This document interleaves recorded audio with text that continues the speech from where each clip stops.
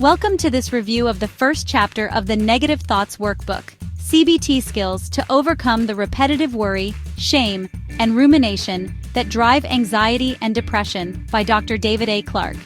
Today, we're focusing on a concept that lies at the heart of emotional distress, repetitive negative thoughts or RNT, as explored in the chapter Know Your Mind Traps. Emotional disturbance often stems from significant or stressful life events. These experiences can trigger periods of mental anguish, where our minds become stuck, replaying the same negative themes over and over. We question why the event happened, dwell on its effects, or worry about how to move forward. This repetitive cycle becomes a mind trap, fueling emotional pain.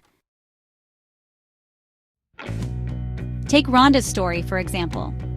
Rhonda, a working mother approaching 40, struggled with anxiety and worry since childhood. She worried about her teenage son's lack of ambition, her husband's health issues, her critical manager, and even trivial matters like bad weather. These worries often escalated into paralyzing what-ifs, leaving her overwhelmed. Rhonda's struggle is a powerful illustration of how worry, a common form of RNT, traps us in cycles of uncertainty and distress. So what exactly is RNT? It's a form of thought that is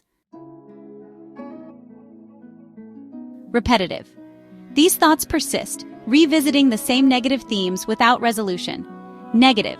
They focus on potential threats or worst-case scenarios, feeding distress. Intrusive RNT appears unexpectedly, hijacking your focus and spiraling out of control. Unshakable. Once it starts, it's difficult to redirect your mind toward positive or balanced thinking. Uncontrollable. Attempts to suppress or shift these thoughts often fail, leading to frustration and helplessness.